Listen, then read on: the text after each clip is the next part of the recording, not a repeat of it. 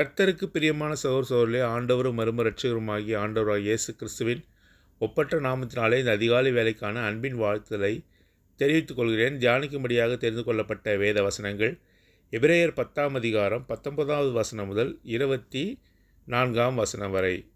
உங்களுடைய வேதாகமத்திலிருந்து என்னோடு கூட வாசியுங்கள். எபிரேயர் 10ஆம் அதிகாரம் 19வது வசனம் முதல் 24வது வசனம் வரை.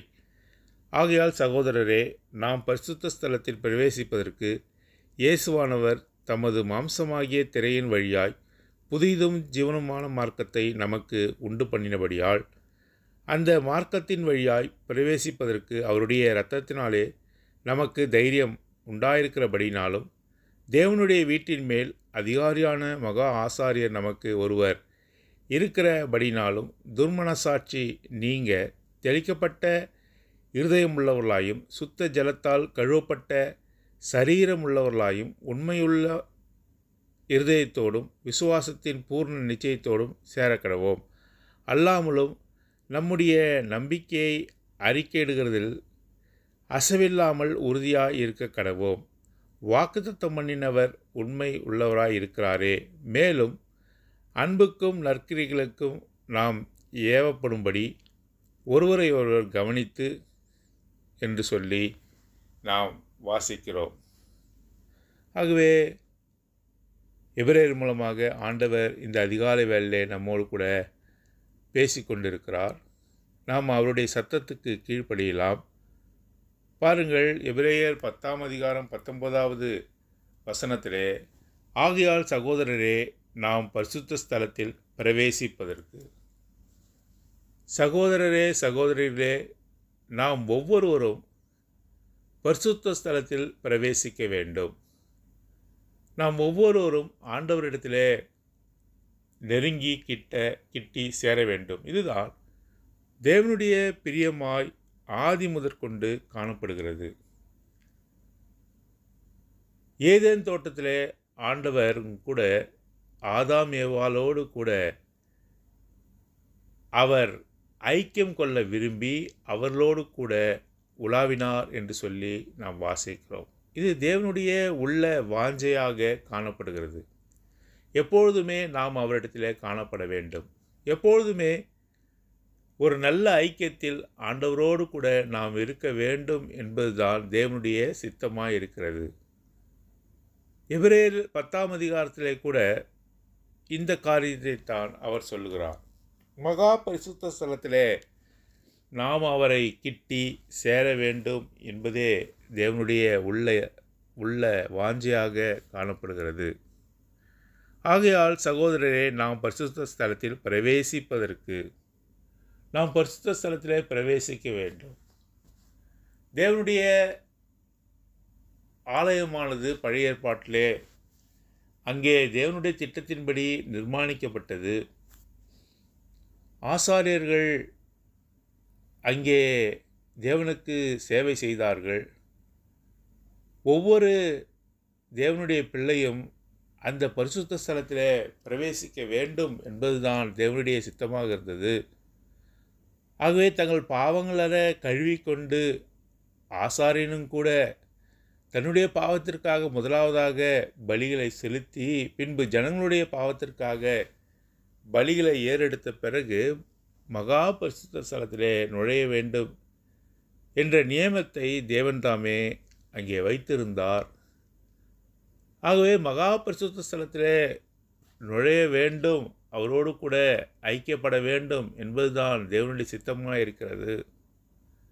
அதற்காகத்தான் ஆண்டவராகிய இயேசு கிறிஸ்துவும் கூட ஒரே தரம் இந்த உலகத்திலே வந்து நமக்காக பலியாக மாண்டார். அந்த பலியின் மூலமாக அவரை கிட்டி சேரும்படியான ஸ்லாக்கியத்தை நம் ஒவ்வொருவருக்கும் அவர் தந்திருக்கிறார். நாம் அவரோடு கூட காணப்பட வேண்டும் என்று சொல்லி அநேக வசனங்களிலே நாம் வாசிக்கிறோம். ஆகையால் சகோதரரே, நாம் பரிசுத்த ஸ்தலத்தில் பிரவேசிப்பதற்கு எப்படி பிரவேசிக்க முடியும்? What are the condition? What are the provisions? நாம் எப்படி நுழைய முடியும்? பாவத்தோடும் கூட அக்கிரமத்தோடும் கூட அந்த மகா பரிசுத்த ஸ்தலத்தில் தேவன் வாசம் பண்ணுகிற அந்த இடத்திற்கு நாம் ஒருவரும் கிட்டி சேர முடியாது என்று சொல்லி நாம் பார்க்கிறோம். உங்களுக்கும் எனக்கும் பாவமாகிய சுவரானது தடையாக நிற்கிறது என்று சொல்லி ஆண்டவர் திருவுளம் பற்றுகிறார். அவர் பாவத்தை பாராத சுத்த கண்ணர். அந்த மகா பரிசுத்த ஸ்தலத்திலே எப்படி நுழைய முடியும்? அதற்கான தகுதி என்ன? இயேசுவானவர் நம்மை தனது பலியின் மூலமாக தகுதிப்படுத்தினார் என்பதுதான் தேவனுடைய வார்த்தையாக இருக்கிறது. நாம் பரிசுத்த ஸ்தலத்தில் பிரவேசிப்பதற்கு இயேசுவானவர் தமது மாம்சமாகிய திரையின் வழியாய் புதிதும் ஜீவனுமான மார்க்கத்தை நமக்கு உண்டு பண்ணினபடியால் தமது மாம்சமாகிய சரீரத்தை அவர் ஒப்பு கொடுத்தார். மாம்சமாகிய சரீரம் அது திரைக்கு அடையாளமாக சொல்லப்பட்டிருக்கிறது. திரை என்று சொன்னால் மகா பரிசுத்த ஸ்தலத்தையும் பிரிப்பதற்கு அங்கே திரைச்சீலை தொங்கவிடப்பட்டிருந்தது என்று சொல்லி பழைய ஏற்பாட்டிலே நாம் பார்க்கிறோம்.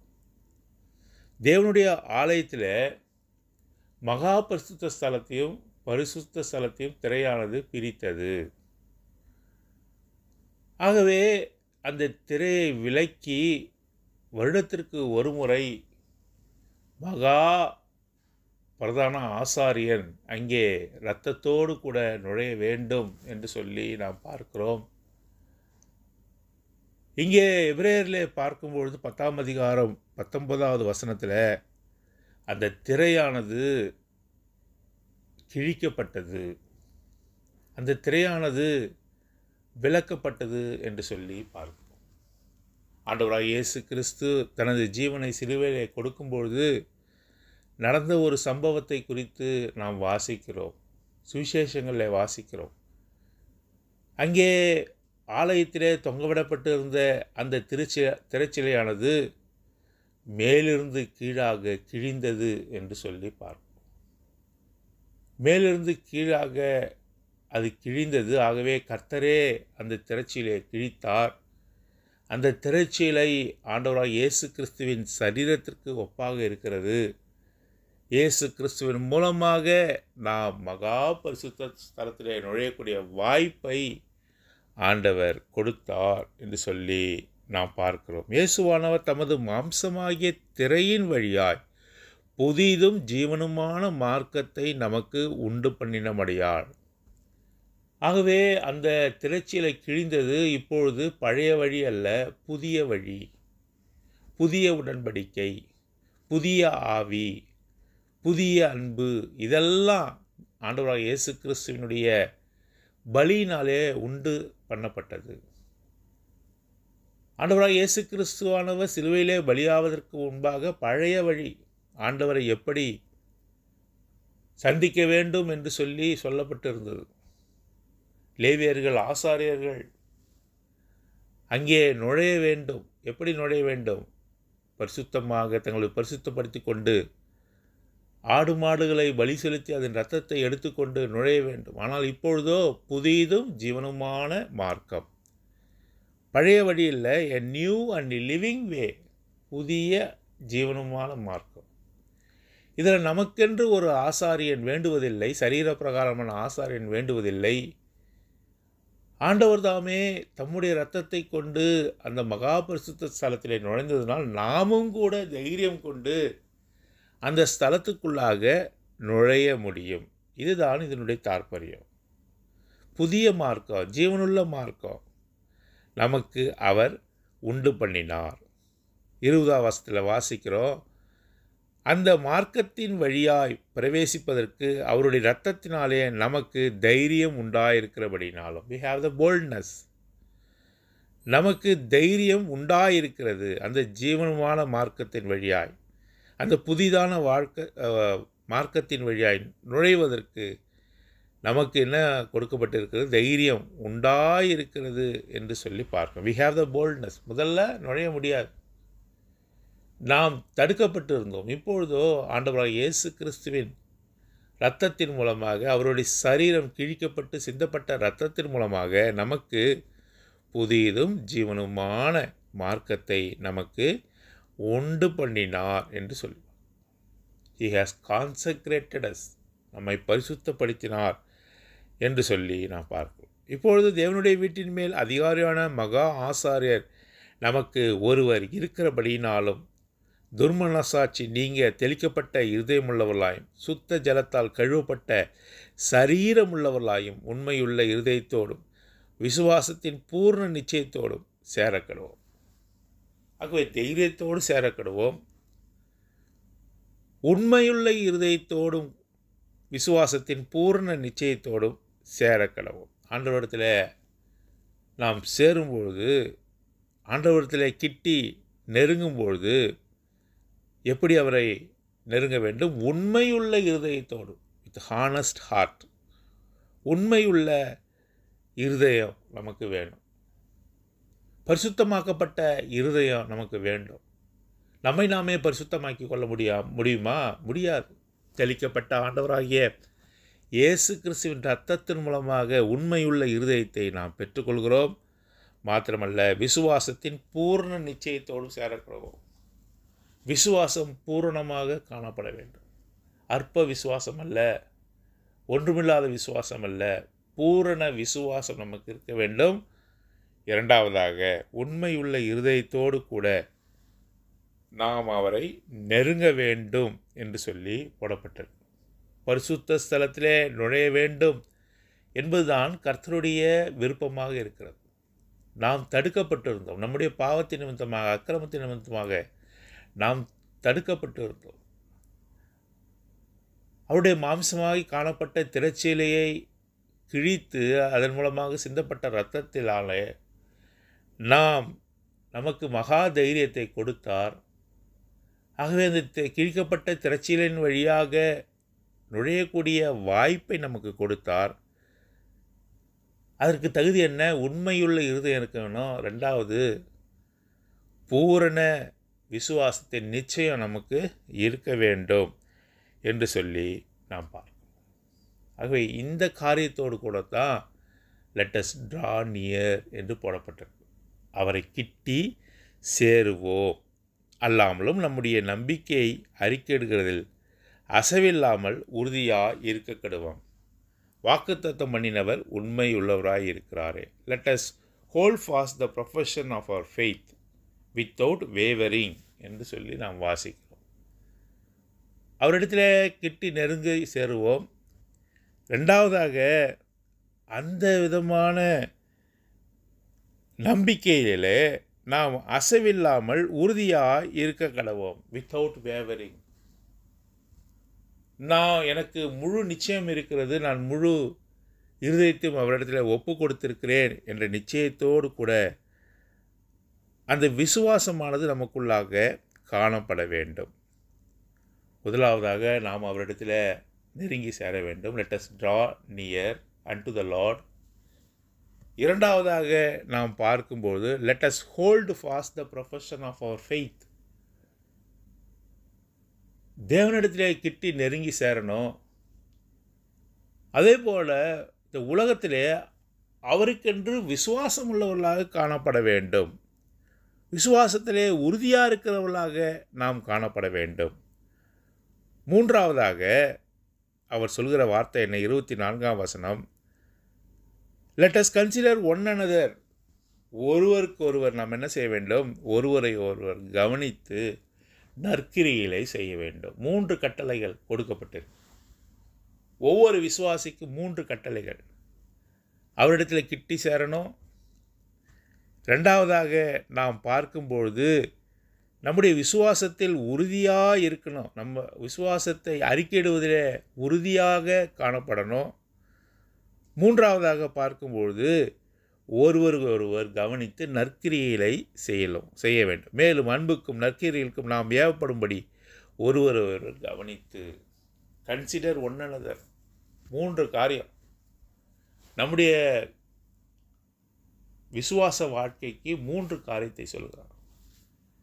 கிட்டி சேர முடியாத பாவத்தினால் தடுக்கப்பட்டு இருந்த நம்மை அவருடைய சன்னிதானத்திற்கு, அவருடைய பரிசுத்த ஸ்தலத்திற்கு அழைக்கிறார். He invites us to be with him. அவரோடு கூட இருக்கும்படியாக நம்மை அழைக்கிறார். மகா பரிசுத்த ஸ்தலத்துக்கு நம்ம அழைக்கிறார். தைரியத்தை கொடுக்கிறார். எப்படி இந்த தைரியத்தை நாம் பெற்றுக்கொண்டோம்?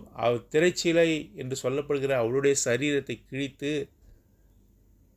அதை பிளந்து அதிலிருந்து வந்த இரத்தத்தின் மூலமாக சுத்திகரிக்கப்பட்டு தெளிக்கப்பட்ட இருதயம் உள்ளவர்களாக தைரியம் வந்தது. Let us draw near. முதலாவதாக தேவனிடத்திலே நெருங்குவோம், கிட்டி சேருவோம். பயப்பட வேண்டிய அவசியமில்லை. ஏனென்றால் அவர்தான் புதியதும் ஜீவனுமான மார்க்கத்தை நமக்கு உண்டு பண்ணினார். பழைய மார்க்கம் அல்ல. நமக்கென்று சரீர பிரகாரமான ஒரு ஆசாரியன் வேண்டுவதில்லை. நமக்கென்று பிரதான ஆசாரியர் ஒருவர் இருக்கிறார். இது புதிய மார்க்கம், ஜீவனுள்ள மார்க்கம். நமக்கென்று யாரும் வாதாட வேண்டியதில்லை, பரிதவிக்க வேண்டியதில்லை, பரிந்து பேச வேண்டியதில்லை. ஆண்டவராகிய இயேசுதாமே நமக்காக பிரதான ஆசாரியராக இருக்கிறார். தம்முடைய இரத்தத்தை கொண்டு நாம் தைரியமுள்ளவர்களாக அவரிடத்திலே கிட்டி சேரும்படியான ஸ்லாக்கியத்தை நமக்கு கொடுத்திருக்கிறார். ரெண்டாவது, நாம் வாசிக்கும்பொழுது நம்முடைய நம்பிக்கையை அறிக்கையிடுவதில் அசைவில்லாமல் உறுதியாக இருக்க கடவோம். ஆகவே விசுவாசத்தை நம்பிக்கையில் நாம் உறுதியாக இருக்கிறோம். முதல்ல தேவனுக்கு செய்வது. ரெண்டாவது, உலகத்திலே நாம் எப்படி இருக்க வேண்டும்? நம்முடைய விசுவாசத்தை அறிக்கையிடுவதிலே, நம் விசுவாசத்திலே உறுதியாக இருக்கணும். எந்த விதமான அசைவு இருக்கக்கூடாது, அசைந்து கொடுக்கக்கூடாது. எவ்வளோ பிரச்சனைகள் வந்தாலும் கூட விசுவாசத்திலே நம்பிக்கையில் உறுதியாக இருக்கணும். நம்முடைய வாழ்க்கையை அசைக்கும்படியாக, நம்முடைய விசுவாசத்தின் வாழ்க்கையை அசைக்கும்படியாக, சோர்வடை செய்யும்படியாக காரியங்கள் வந்தாலும் கூட நம்முடைய நம்பிக்கையை அறிக்கையிடுவதிலே, விசுவாசத்திலே உறுதியாக இருக்கணும். இது உலகத்திலே நாம் வாழ வேண்டிய விதத்தை ரெண்டாவது குறிக்கிறது. மூன்றாவது, நம்முடைய சகோதரருக்கு நாம் செய்ய வேண்டிய பணியை அது குறிக்கிறது. மூன்றாவதாக நாம் பார்க்கும்பொழுது, மேலும் அன்புக்கும் நற்கிரிகளுக்கும் நாம் ஏகப்படும்படி ஒருவர் கவனித்து. Consider one another. Let us consider one another to provoke unto love and good works. நற்கிரியை செய்வதிலும் அன்பு காட்டுவதிலும் நமது சகோதரர்களுக்கு காணப்படும் தத்துவத்தை மூன்றாவதாக அவர் சொல்லியிருக்கிறார். Let us draw near.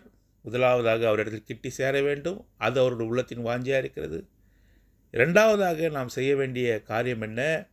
நம்முடைய விசுவாசத்திலே உறுதியாக இருந்து அது வெளியரங்கமாக தெரியும்படி, எல்லோருக்கும் சாட்சியாக இருக்கும்படி நம்முடைய விசுவாசம் காணப்பட வேண்டும். Let us hold our faith, let us hold fast the profession of our faith without wavering என்று நாம் வாசித்தோம். மூன்றாவதாக நம்முடைய சகோதரிடத்தில் அன்பும் நற்கிரியிலும் காட்டுகிறவர்களாக நாம் காணப்படும். let us consider one another to provoke unto love and good works. அன்பும் நற்கிரியிலும் நம்ம சகோதரிக்கு காட்ட தேவன் நமக்கு உதவி செய்வார். ஆகவே அவரிடத்திலே நாம் சேருவோம். இதற்காக அவரிடத்திலே சேருவதற்கு ஒரு நாளும் தகுதி இல்லாதவர் நாம். அவருடைய இரத்தத்தின் மூலமாக நம்மை அவர் சேர்த்திருக்க அதிகாலை வேலை நம்மோடு கூட பேசுகிறார். தகுதியற்ற உன்னையும் என்னையும் ஆதாம் ஏவாளும் இழந்த அந்த மகிமையை நாம் பெற்றுக்கொள்ளும்படியாக பழைய வழி அல்ல, புதியதும் ஜீவனுமான மார்க்கத்தை உண்டு பண்ணினார். அந்த மார்க்கமானது தனது சரீரமாக இருக்கக்கூடிய திரைச்சீலை கிழித்து அதனுடைய இரத்தத்தின் மூலமாக நம்மை பரிசுத்தப்படுத்தி பிதாவாகிய தேவனுடைய சன்னிதானத்தில் மகா பரிசுத்த ஸ்தலத்தில் சேரும்படியான வாய்ப்பை நமக்கு கொடுத்தார். நாம் தைரியம் கொண்டு அவருடைய அழைப்பை ஏற்று அவருடைய பிரசனத்தில் காணப்படும்படியாக உதவி செய்கிறார். Let us draw near. அவரிடத்தில் கிட்டி சேருவோம். இரண்டாவதாக, hold our profession of our faith without wavering. Let us hold our. நம்முடைய விசுவாசத்தில் உறுதியாக இருப்போம். பல சூழ்நிலைகள் நம்முடைய வாழ்க்கையில் வந்தாலும் கூட நாம் அசைக்கப்படுவதில்லை. ஒன்றும் அவருடைய அன்பை விட்டு நம்மை பிரிக்க மாட்டாது என்று சொல்லி நாம் வாசிக்கிறோம். அதிலே உறுதியாக இருப்போம். லெட் அஸ் ஹோல்ட் அவர் ஃபெய்த் அவர் ப்ரொஃபஷன் என்று நாம் வாசிக்கிறோம். மூன்றாவதாக, let us consider one another. ஒருவர் தாங்கி ஒருவருக்கு ஒரு புத்தி சொல்லி ஒருவருக்கு ஒருவர் அன்பை பரிமாறி நற்கிரிகளே பரிமாறி தேவனுடைய சித்தத்தை நிறைவேற்றுவர்களாக இந்த மூன்று காரியத்தை நம் மத்தியிலே பேசினார். அப்படிப்பட்ட ஒரு ஜீவியத்தை நாம் செய்யும்படியாக தேவன் தாமே நமக்கு உதவி செய்வாராக. நம்மை நாமே சோதித்து அறியலாம். இந்த அதிகாலை வேளையிலே தேவன் நம்மோடு கூட பேசியிருக்கிறார். நாம் அவரை கிட்டி சேர்கிற அந்த ஸ்லாக்கியம் நமக்கு இருக்கிறதா? நாம் விசுவாசத்திலே உறுதியாக காணப்படுகிறோமா? அல்லது நாம் சகோதர சகோதரிகளுக்கு நாம் அன்பையும் நற்கிரியிலும் காட்டுகிறவர்களாக நாம் காணப்படுகிறோமா என்று சொல்லி தேவன் நம்மத்திலே பேசுகிறார். இன்னும் அவரை கிட்டி சேர முடியாதபடிக்கு எது தடை செய்கிறதோ அதை விட்டொழிந்து அவருடைய இரத்தத்தினாலே கழுவப்பட்டு நம்முடைய விசுவாசத்திலே உறுதியாக இருந்து நம் சகோதர சகோதரிகளுக்கு அவருடைய அன்பையும் அவருடைய நற்கிரியிலும் காட்டி நம்முடைய விசுவாச வாழ்க்கையை தொடர்ந்து வாழ தேவன் தாமே உதவி செய்வாராக. அன்பும் கிருமையும் உள்ள பரலோக பிதாவே, இந்த காலை வேலைக்காக ஸ்தோத்திரம். எங்களோடு கூட பேசினீர். சுத்திகரிக்கப்பட்ட தெளிக்கப்பட்ட இதயத்தோடு கூட உம்மை நெருங்கும்படியாக இந்த தைரியத்தை நமக்கு கொடுத்திருக்கிறேன். ஒரு நாளும் ஒருவரும் காணக்கூடாத தேவன் உங்களுடைய பரிசுத்த ஸ்தலத்தில் நுழைய முடியாதபடி ஆண்டவரே பாவமானது தடை செய்திருந்தது. ஆண்டவராக இயேசு கிறிஸ்து புதிதும் ஜீவனமான மார்க்கத்தை எங்களுக்கு உண்டு பண்ணினார். அந்த மார்க்கத்தின் வழியாய் பரிசுத்தமாக்கப்பட்ட நாங்கள் தைரியத்தோடு நுழையும்படியான வாய்ப்பை கொடுத்திருக்கிறேன். எப்பெல்லாம் ஆண்டவரே நாங்கள் நினைக்கிறோமோ அப்பொழுதெல்லாம் நாங்கள் உம்மை கிட்டி சேரும்படியான வாய்ப்பை கொடுத்திருக்கிறேன். பழைய ஏற்பாட்டில் வருஷத்தின் ஒரு முறை மாத்திரம்தான் பிரதான ஆசிரியர் நுழையக்கூடிய வாய்ப்பை பெற்றிருந்தான். ஆனால் இப்பொழுதோ உம்முடைய இரத்தத்தின் மூலமாக தைரியத்தை கொடுத்திருக்கிறேன். எவ்வளவு முறை வேண்டுமானாலும் உம்மை நெருங்கி உம்மிடத்தில் ஜபங்களை ஏறெடுக்கும்படியாக உம்மிடத்தில் ஐக்கியம் கொள்ளும்படியான வாய்ப்பை கொடுத்துக்க நன்றி செலுத்தி துதிக்கிறோம். உங்களுடைய வாழ்க்கையிலே விசுவாச வாழ்க்கையிலே நாங்கள் உறுதியாய் தரித்திருக்க நீதாமே உதவி செய்யும். மாத்திரமல்ல, அதே போல் ஒருவருக்கொருவர் அன்பையும் நற்கிரிகளிலும் நாங்கள் பாராட்ட நீதாமே உதவி செய்தார். இப்படிப்பட்ட ஒரு ஜீவத்தை எங்களுக்கு தாரும். நற்கிரிகளிலும் அன்பையும் காட்டக்கூடிய ஜீவத்தை தாரும். தடை செய்கிற யாவற்றையும் எடுத்து போடும். முக்குள்ளாக மென்மேலும் வளர உதவி செய்தல்ல வேண்டும் என்று ஒப்பு கொடுத்து இந்த ஜெபத்தை அருமையானவராக இயேசு கிறிஸ்துவின் ஒப்பற்ற நாமத்தின் மூலம் எடுக்க நல்ல பிதாவே, ஆமேன்.